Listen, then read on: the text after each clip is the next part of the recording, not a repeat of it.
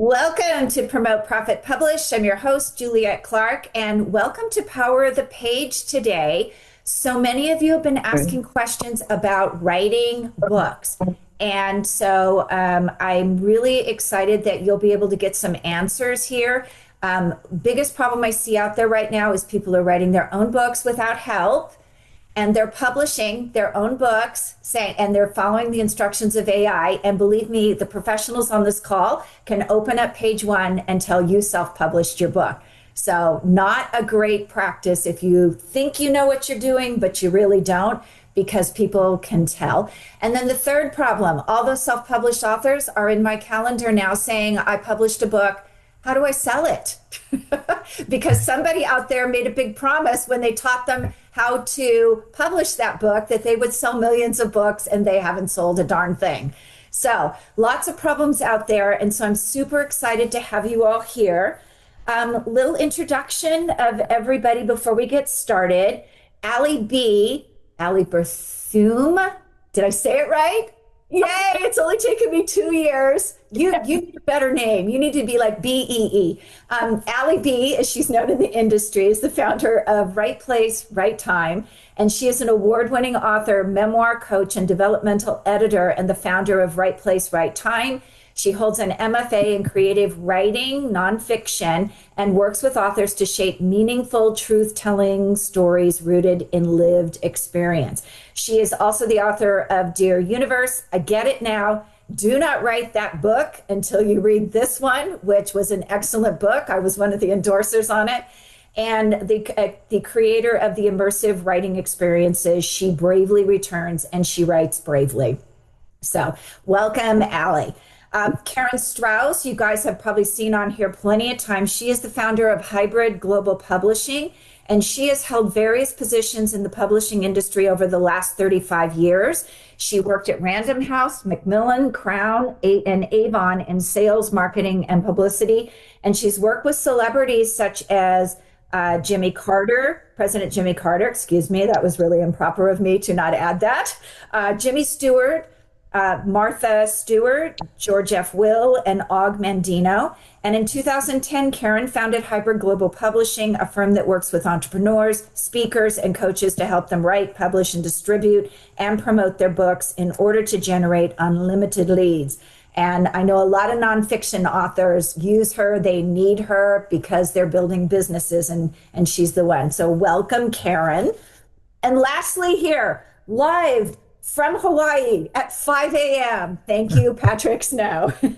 Patrick is an international best-selling author, professional keynote speaker, publishing and speaking and marketing coach. He first discovered his gift from speaking at age 17 while giving a pregame speech to his high school football team. Since then, Patrick has electrified more than 3,500 audiences on 4 continents to achieve their individual and organizational destinies. As a publishing coach, he's mentored more than 1,200 clients throughout the world and helped them successfully publish their book. So, and many of these have gone on to be speakers as well. So welcome, Patrick. So today, my first question, let me put on my headset. I forgot to put that on before we got on here. Can you guys hear me? Yes, hear me better? Okay. So a lot of people out there are trying to write their own books without help. What is the value of hiring a coach versus trying to write with AI like so many people are trying to do? Who wants to take that first? Where do I start? Okay, so first of all, warnings of AI, you can pretty much tell when you're writing with AI. Amazon doesn't like it. Barnes & Noble is starting to ban AI written books. So it's not a good look. AI, first of all, AI is soulless.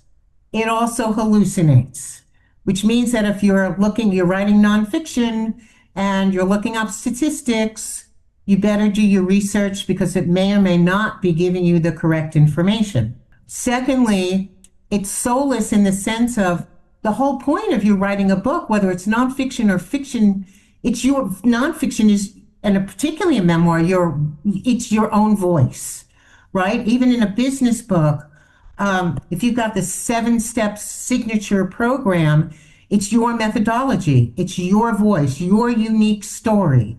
Every book is about a story. And AI really can't help you with your own story. So I'll use it to organize things perhaps and help me with an arc, but there's nothing like working with a professional, with a developmental editor or a coach to help you create that arc, because then the story is really, really yours. Yeah, it is. Ally, do you want to add to that?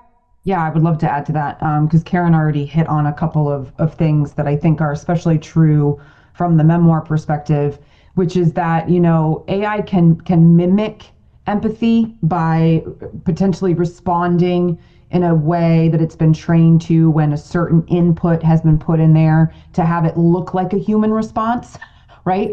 But it's just predicting what it should say based on maybe what you said first, right?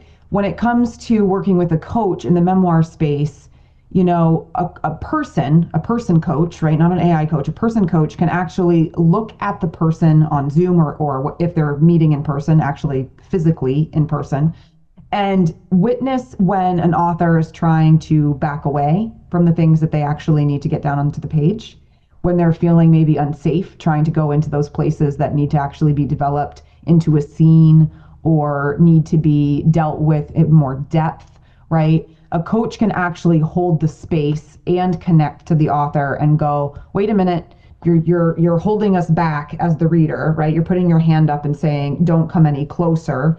And a coach can actually look at the author and go, stop, wait, pause. Let's work through this material, right? What's coming up for you? Okay, now that you shared that, now I know exactly what we need to do here in this particular scene. Or, okay, if that's triggering for you, or you're feeling like that's not the thing that you want to share with your reader because that's too much personal information, now let's work through how we can craft an authentic narrative while still protecting the safety or the space that you need, right? To keep some things sacred and to keep some things for yourself, right? That kind of level of discernment would be very difficult for an AI bot that's kind of trained to kind of just give you a response to whatever you're putting down into a prompt, right? So the quality of the output is only as good as the input, right? But you need a human, especially in the memoir space, to actually sit there with you in the heaviness of whatever you've experienced and how to turn that pain into art and into purpose and into a book that is going to actually be cared about by the readers that are going to be picking it up on the other side. Yeah, it's so interesting you said that because a very long time ago, I was a beta reader on a book and many of us knew this person and we were like, where is this story? This was, the pivotal piece of your growth. And she said, oh, I don't want to share it. And we forced her to share it. And it was the piece in the reviews that everybody raved about because she was so vulnerable in that piece. AI just cannot do that for you on it. Patrick? Yeah, first off, thank you for having me, and I'm honored to be with such amazing and other talented folks here today. What an amazing time to be here. I don't know where to start other than to say that I believe there's 100 decisions that every author needs to make when writing and publishing a book. And unfortunately, most authors make about 15, 20, 30 decisions correctly, and they fail on about 80 of those decisions. Things like testimonials, a world-class introduction that hooks the reader in, front page inserts, back page inserts, exercises, stories, promotion pages on the back of your book to promote what it is that you do as an author, speaker, coach. So AI might get one of those 100 decisions correctly and fail on the other 99. So that's one reason that I don't like it. Another thing is you can spot an AI book from a mile away because they write in one-word sentences. And then not only is AI one-word sentences, oftentimes they have one-word paragraphs. So your 500-page book really should be 200 pages, but because there's so many one-word sentences and one-word paragraphs, the book is stretched out to twice as long as it should be. M-dash sentences just drives me crazy. I think one placed M-dash sentence in a chapter or a page looks very well, very good. But when you see an M-dash sentence, well, a continuation sentence like that, every other sentence. It just drives me crazy. And then Ally hit the nail on the head. There's just no storytelling. It's all science, academics, theory, philosophy, pontificating. It's teach and preach and teach and preach and teach and preach. And there's no humor, there's no entertainment, there's no inspiration, there's no storytelling. And then lastly, I would say every single AI book cover, they all look the same, and they're all just bad. And you can see that they're just like, just bad covers. And so unfortunately, or fortunately, the cover is one of the most important things in a book. And AI does that very, very bad as well. Yeah, they definitely do. That is one of the things, the people that we are restructuring, that those self-published authors I mentioned, why isn't my book selling? We redo every cover, because they're just not the quality they need. Now, let's differentiate something on that though. If your designer is using Canva or Adobe in one of those designs, there may be AI used because AI's in all of those. So, but that's not something you have to answer yes on Amazon unless the entire, they're looking for, did you write the book with AI? Not necessarily is that cover AI on there. But you guys are right. It just doesn't produce really great work. Here's what it is good for. I write mystery novels. I can put it in and say, tell me where the discrepancies are in my story. Because when you're writing a 300 to 400 page fiction, sometimes the girl is 16, sometimes the girl has turned 17, so it's good at picking up those discrepancies in a really big manuscript. But other than that, I don't think it's super, super helpful in that regard. Okay, so here's a weird question. Ally writes memoirs, and I just got a lesson before this. I was trying to get the difference between a memoir and a legacy book, but there's also a difference between an autobiography. So can you explain the differences with all those and whether everyone should write a memoir? Because my answer is no. Okay, so I'm formally trained, right, in terms of writing. I have a master's of fine arts in creative writing. We had to pick a lane. So I picked nonfiction, and then from nonfiction, you had to pick another lane. And so I picked memoir. And so memoir is a creative nonfiction craft. So it means that you are really writing a book that is autobiographical in nature because it's based on the author's lived experience, but you're often employing a lot of fictional craft devices to tell that story. So you're using scene development, plot development, character development. And so a really great memoir should actually read more like a novel, even though it's actually based on a true experience, right? The other thing about a memoir is that you're not usually looking 100% at the author's complete life story every single moment since they were born.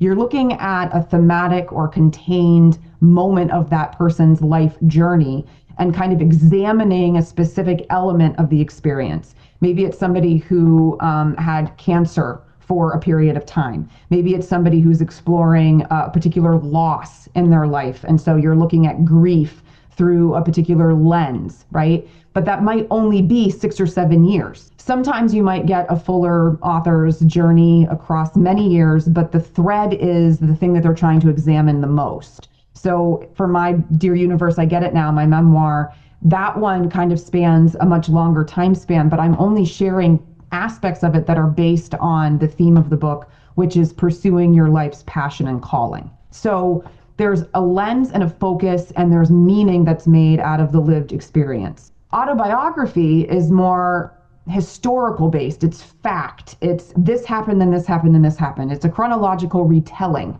of a person's life. Usually autobiographies that do well are people who people care about, right? Politicians, celebrities, Nobel Peace Prize winners, people who have made things like, newsworthy and science breaking and cutting edge, right? We want to read about those people's whole life stories because we find them extraordinary, or something that they've done or produced is extraordinary. But they read more like I was born on a Tuesday in 1954, and you're getting like the whole photo album, right, from start to finish, but there's not necessarily a true kind of like fictionalized, exaggerative, creative way of exploring that whole life work, right? And then legacy is you're capturing maybe more journal or diary-like entries of a family member's experience because you want to capture the memories of that one person before they go. You want the grandchildren to know the grandparent or the great-grandparent.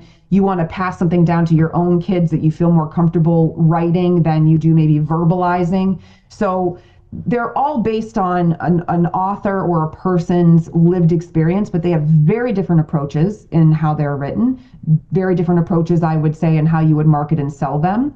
And should everyone write a memoir, which is your second question? No. I believe that when people say to you, you should write a book, you're so funny, you're so great at telling a story.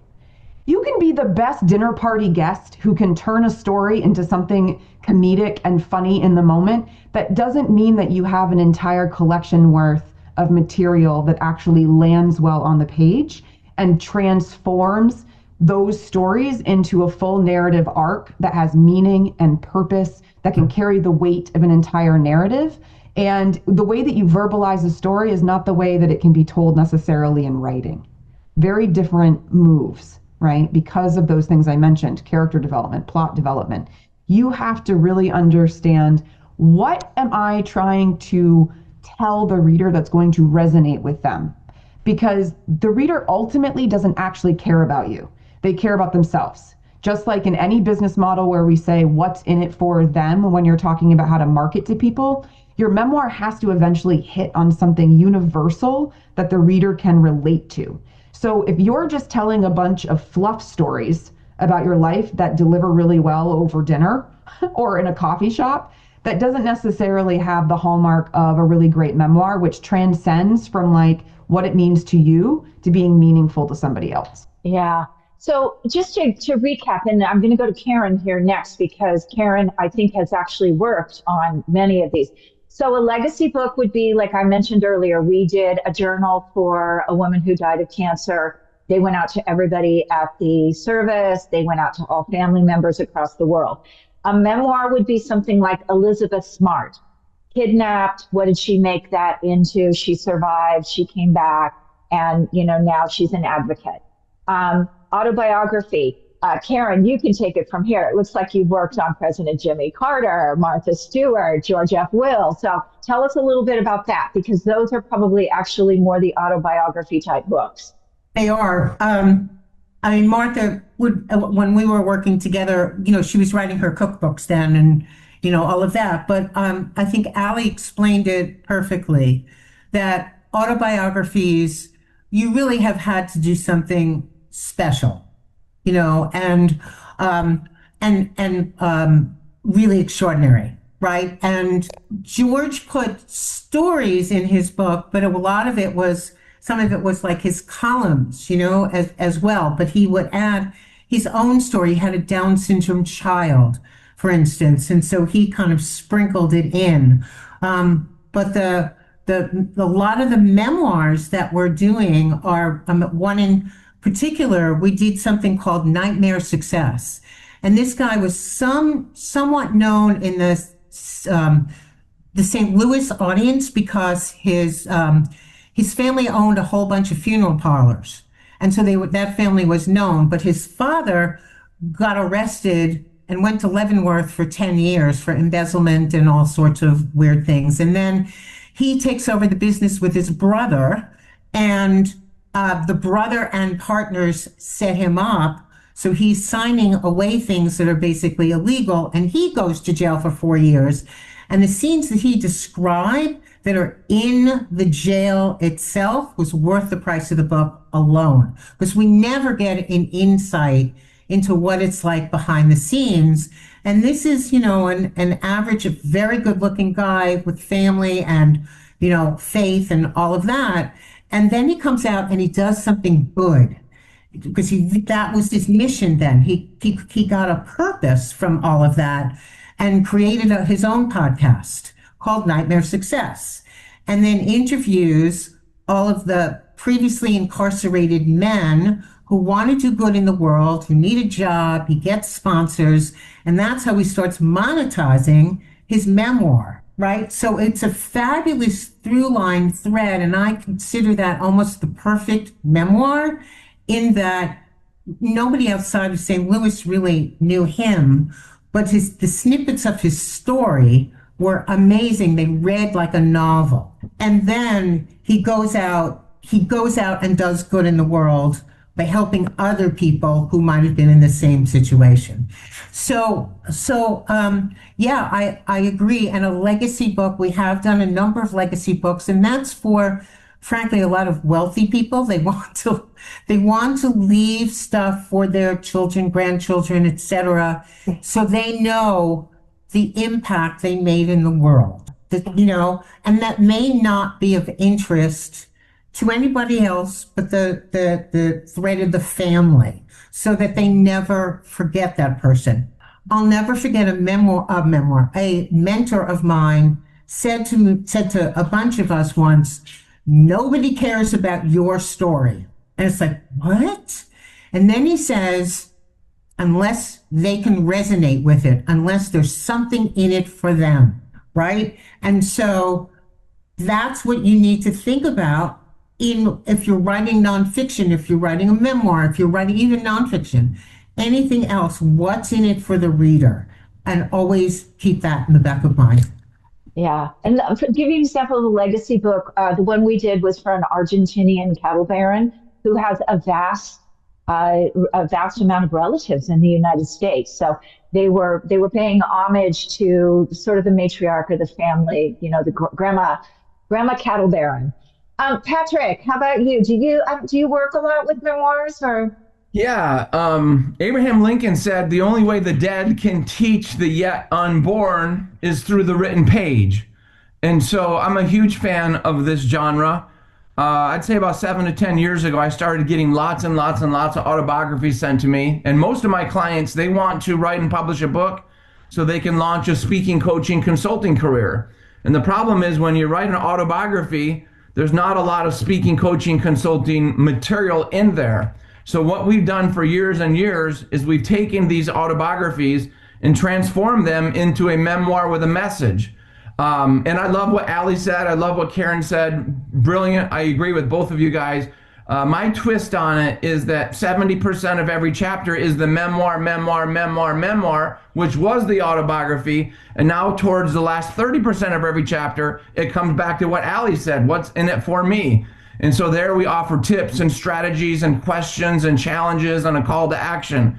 And when you transform an autobiography into a memoir with a message, now the reader is walking away with hope, inspiration, virtual mentorship, guidance, direction as to how they can overcome their challenge, their trauma, their obstacles, their adversities.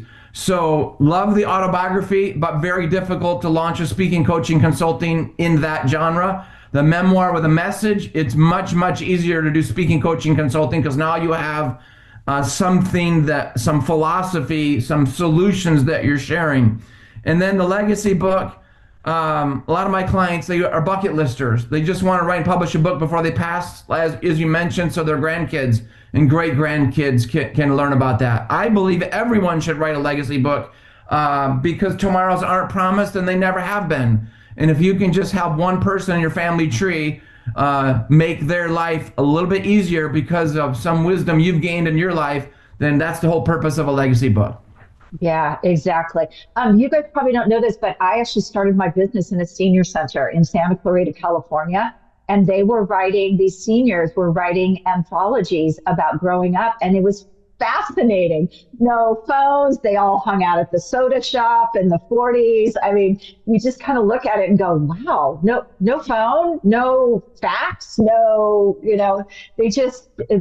were so joyful over little things that we just don't do anymore. And it was really a treat to work with them. Okay. Here's a good one, guys. What is the biggest mistake people make when trying to write their book without professional direction? Pat, you want to go first? We'll go back the way we just came. Biggest mistake is they put their mugshot or their photo right on the front cover of their book because they see politicians and celebrities and movie stars and professional athletes doing that. So if we are walking down the airport and we pass by a bookstore and we see a photo of some person that we don't know on that book cover, there's no reason for us to pick up that book, because we all have our own trauma and drama and our own challenges. The last thing that we need to do is pick up somebody else's pain and learn about somebody that we don't know. We just don't have the bandwidth. I always tell people the front of the book is for the reader, and then the back flap is for the author. So do everyone a favor and keep your photo off the front of the book. I would say a second biggest mistake is, I teach something, I call it the you and your, the I and me and the you and your. Every time in the book you say I and me, you need to say you and your, you and your, you and your 5 times. Because you need to speak to the reader. Your book is a love letter to one reader at a time. So I'm not a big fan of we, I'm not a big fan of us, because it's hard to determine who the we and us categories are. But speak to one reader at a time by focusing on talking about them. Everybody writes their introduction like this. This is the second mistake, and then I'll move on or be done. The second mistake is everyone writes their introduction like this. This happened to me, that happened to me, he cheated, she cheated, dog ran away, cat got hit by, ran aboard by a car, bankruptcy, foreclosure, divorce, and I'm a victim, and I want you to read my book so you can learn all about my victimhoodness. And my answer is no, don't do that. The introduction needs to be about the reader, their pain, their struggles, their obstacles, their challenges. And then if you want to talk about your victimhood later in the book, save it towards the end. But that introduction needs to hook them in. So the introduction needs to be about the pain and potential solutions for the reader. Right? That's what country western songs are for, not novels. Yeah. Karen? So I have 2 major ones. One is copy editing, people. So when grammar, spelling, all of that, it's amazing to me.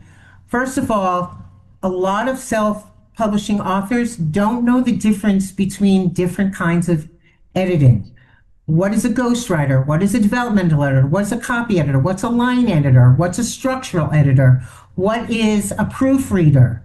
And people get it wrong, and I understand that because publishing has a ridiculous amount of vocabulary for the size that it really is. And it's almost like learning Greek. When you don't grow up in the publishing industry, you don't necessarily know, and I get that. But the idea that people put out books, even if it's just on Amazon, and a rookie mistake is, don't let people criticize the book because you got a ton of grammatical mistakes. That is so fixable.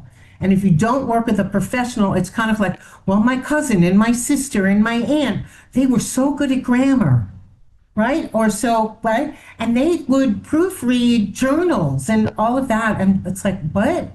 So yes, so that's a key mistake, that they don't spend the money on a very good copy editor. That's one. And the second one for me is think about the end in mind, which means your launch, your marketing launch should be thought about. You should either, if you're going to do social media, you're going to get a beta reader team, you're going to get people who are you're going to do this book launch in an Amazon bestseller campaign. All those things you need to think about 6 months in advance. And then you carve out a book launch. What's going to happen 3 months in advance?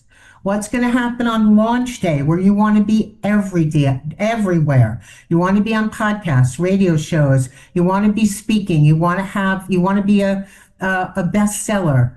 And then what happens 3 months after? Are you monetizing your book, making courses? Are you still speaking? How are you selling your book? All of those things. And a lot of times people will think about marketing. Okay, I've written my book. I'm done. And they don't think about, and then they go, oh, it's sitting on Amazon and it's not selling. Well, it's not selling because you're putting it on Amazon with millions of other books. And it's like, if you don't stand out, if you don't become visible, how are people supposed to find you? How am I going to get on the first page of Amazon? So think about that while you're writing the book, if not before, but who your audience is, right? Who am I writing to or for? What's my avatar? Who's my ideal reader? And always keep that in mind and keep what you want out of it. In other words, do I want to be a best-selling author? Do I want to sell 50,000 copies of my book? Do I want to be a speaker? Do I want to get more revenue for my business? Or I want to write 10 novels? Whatever it is, you need to keep in mind your expectations and what your goal is for the book so that you can work towards that, and always keep in mind your specific avatar, who's the right fruit. I call it your evangelical fans. Who are the ones that are going to really grab onto what you're writing about? They're the ones who are going to help you promote the book, and they're the ones who are going to read it and help you, and then you go beyond that. Yes. And to use a sports analogy about the editing, those are unforced errors. Like those are things that are completely.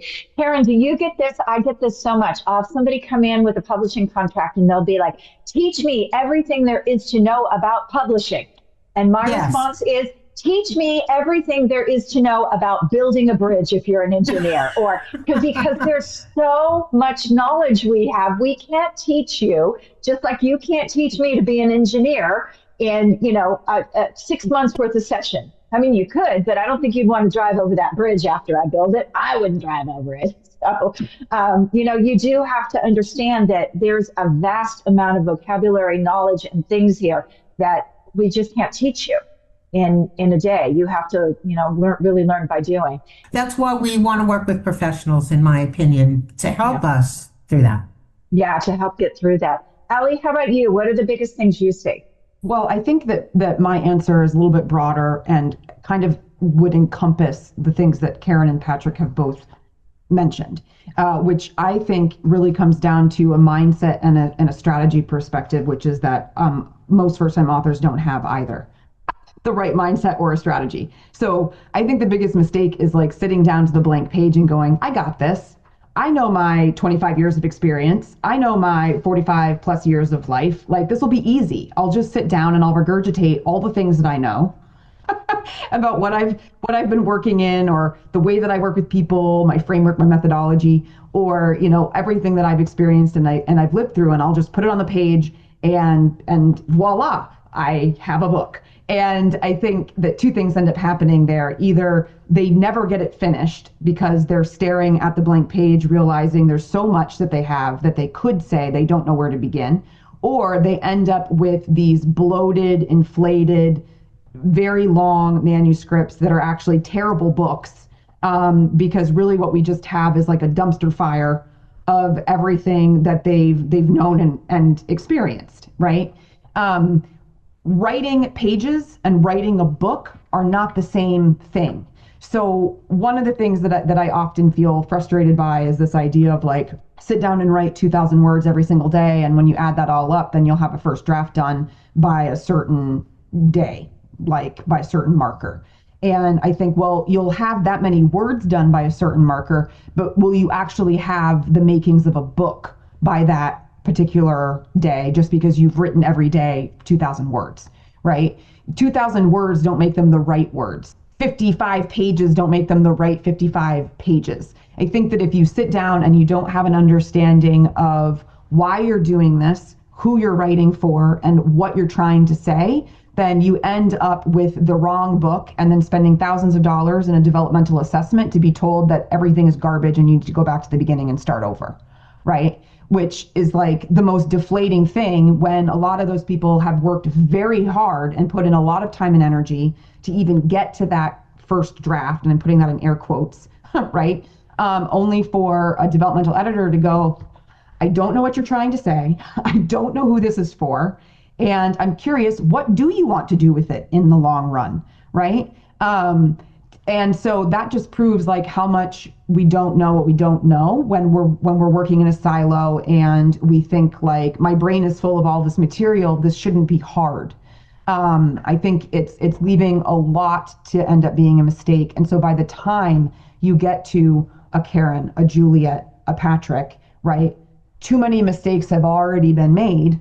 And now they're so far down the road, it's like, what do you do to try to fix and correct at that point, when you've been on this long runway and the wrong trajectory because you didn't start with just some basic. And I'm not saying that your who, what, or why won't necessarily shift or evolve as you get into the work. But if you don't have those things answered partially for yourself, then you're kind of writing into a void and just putting all kinds of things down on the page that end up either not being relevant or not being interesting or not being for the reader. And especially in memoir, if you're just writing all the things that ever happened to you, what you're ending up with is a manuscript that looks more like a diary or a verbal vomit to a therapist, and not a whole lot of content that's really meaningful to your reader. So I think a lot of the problems start in the way that an author approaches the manuscript before they've even tapped in the professional. Oh yeah, we call that a vomit draft. Not a pretty name for it, but that's pretty much what it is.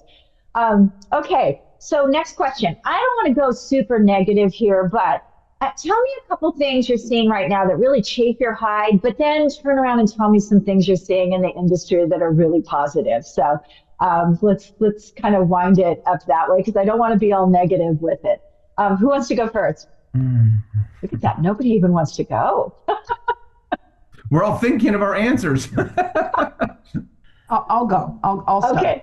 So I think memoir gets a real easy kind of like pass and like push out to the margins, right? A very easy way to say, this is not easy to market. This is not easy to promote. It doesn't automatically connect with the business or the entrepreneurial vision. So like, why is it worth doing? Or it's not, it's not interesting. So I think that, memoir gets a little bit of a bad rap as not being worth doing. And I feel like that's a pretty sad and negative way to look at this particular genre. I've also been reading a little bit. I'm like, since memoir is not saleable to the traditional presses, then let's just tweak that story to make it entirely prescriptive so that it's saleable. And I feel like that's taking the heart and the craft of this particular genre and stripping it of its meaning and its worth as human stories and humans connecting to other humans, simply to make it saleable to a traditional marketplace.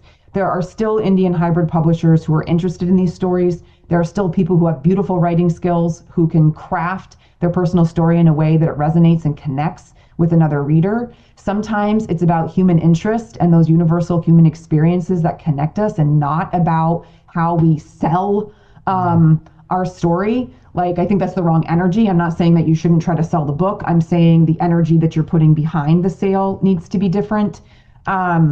I just feel like right now, in the age of AI content, in the age of a trust recession, in the age where we're all trying to get to what's real and what's true, memoir has the ability to actually do that. Memoir is what's actually happened to someone, what they've experienced, the hardships, the adversity, the way that they've overcome it, the way that they've become resilient. I think there is a ton of merit in us telling our stories. Do I think that everybody should do it? No, I already answered that question. Do I think that they're all done well? Also, no. But there's lots of books and lots of genres that have been done poorly, right? So that can happen in any genre, that a book can be written poorly and not follow the way that it should be written in order for it to be powerful and impactful, mission-driven, and transcending to the reader. So I think this idea of like, they're not worth doing is sad. And it's really taking away from the true merit of the genre, the true ability for the genre to connect to other people. And I think that when it comes to like, why would a business owner or an entrepreneur want to write a memoir when they could write the book about their framework or their methodology? Because I think that right now people still want to buy from someone that they know, like, and trust. And what better way to know, like, and trust somebody than to understand what they've been through, maybe what's impacted who they are, how they approach their work. To me, the memoir is the love letter to the client. It's the love letter to the customer. And it's more about creative strategy around marketing and how to create that bridge between the memoir and what they're trying to do than it is to just say, telling my story isn't worth it because I'm not sure how I'm going to use it later. So I'm just going to go write this other thing that I have less heart about. For the most part, so I was listening very intently to what Ally was saying. And while I don't disagree intellectually, I believe that it's really hard in this environment to make a connection with people who don't see you as just like me. Meaning, I've been reading this article. I read this amazing article about a guy who was a Democrat, but he wore a MAGA hat for like 2 weeks. And the assumptions that people made about him because he was wearing a MAGA hat. And then he took off the MAGA hat, and the assumptions that the MAGA people were making about the Democrats, et cetera, et cetera. And so I'm using politics as an example, but I feel a little frustrated and really sad that in this environment, it's so much harder to make that connection, right? And so what do we do?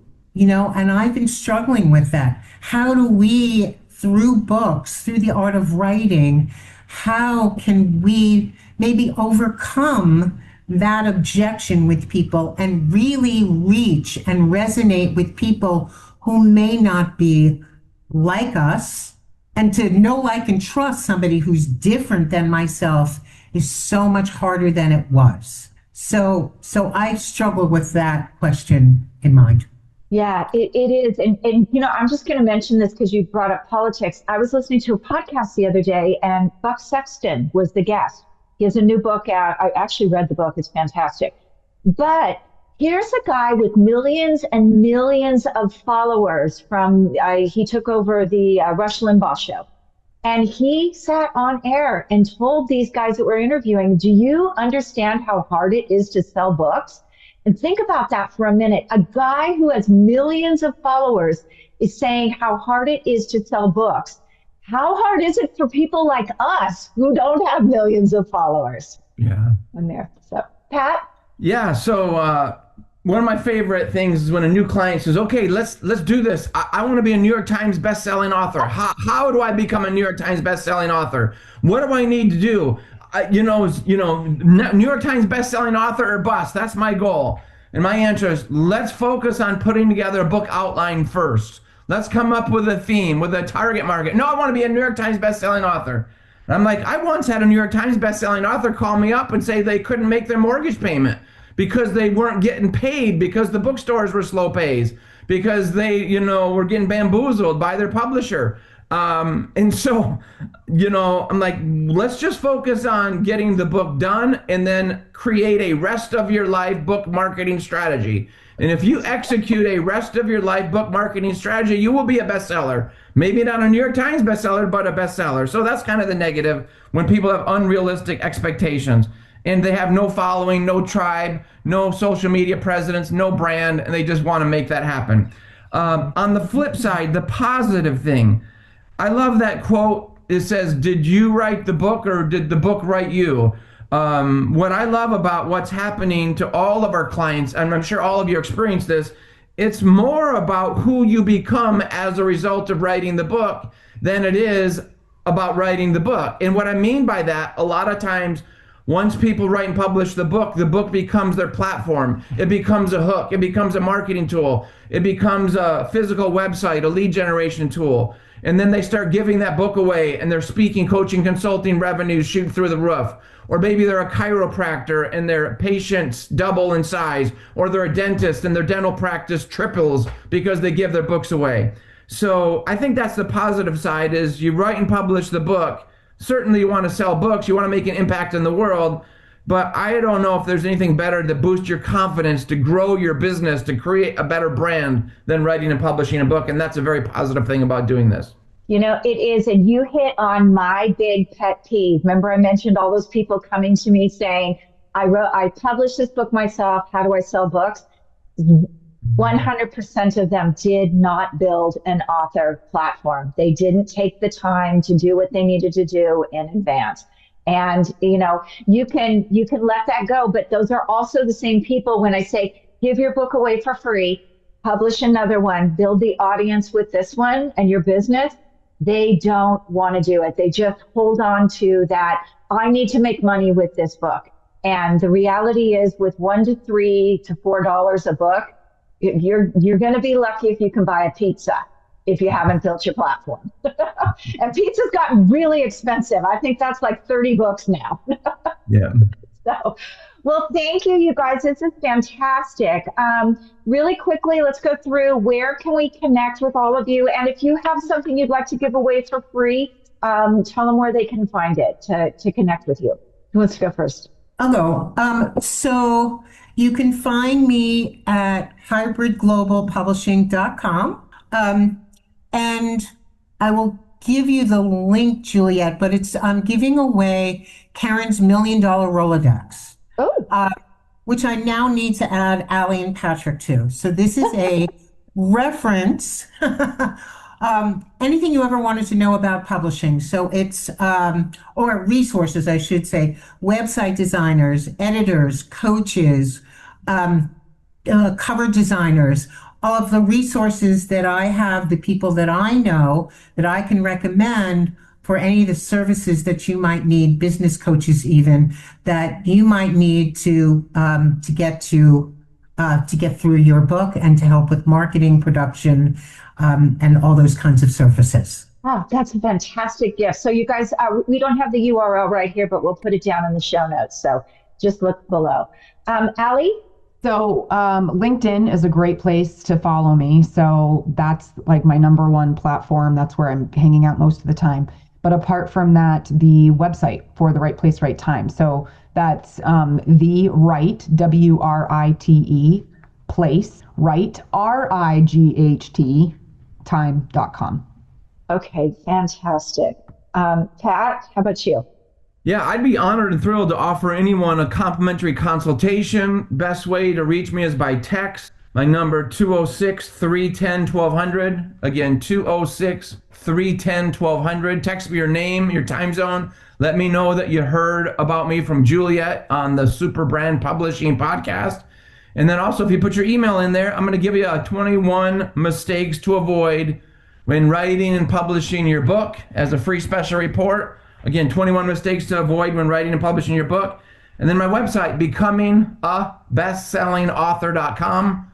Becomingabestsellingauthor.com. That's fantastic. And please, in the United States, remember that Pat lives in Hawaii and it's 5 a.m. there. So don't text him in the middle of the night, because he would love to have you as a client, but he doesn't want to lose sleep. So how's that? You guys, thank you so much for being here today. I really appreciate you taking the time. And hopefully for people listening, you will get off that AI train. It's going to get you in trouble with Amazon. And we have to answer those questions with every book as publishers that we upload now. We have to answer the AI question. So be honest, because I don't know about you guys. I should ask you, are you seeing on Facebook and these groups, people right and left are getting kicked off of Amazon because they answered no AI, and Amazon saying, yes, you used AI, and they can't get their accounts back. So you know, good reason right there not to use AI on there. I just got a client's book in recently, and I loved that on the inside, it's got a whole AI acknowledgement about no part being used with AI, like as a part of the copyright page. And on the very top, it says human authored. And I'm thinking we're going to start seeing a lot more of that, especially in the wave of all these different lawsuits and things that are happening where authors' rights have been kind of swept away from them through their works training bots and things like that. Anyway, it's a topic for everybody to really be staying on top of right now. You know what? It is, and you guys just brought this up. Tracy Hazard and I are looking into, there is a new platform where we're trying to be sponsors of it. You can register your book there, and it cannot be used for the purposes of AI training if your book is over there. One of the things I mentioned about, we can all, as professionals, open your book and see that it was not professionally published. The Anthropic lawsuit, if you didn't have an LCCN and a formal copyright, you didn't get any money for that lawsuit. So now my company, whether you are an Amazon published, whether you are a hybrid published, everybody gets registered for both. But Tracy and I are looking in to see if we can get a license to sell that other piece to protect all of our authors and their content. So something that's going to be coming down the pipe in the future because so many people have been abused by this. So, all right, you guys, thank you. Thanks, Juliet. Appreciate it. Thank you, Juliet.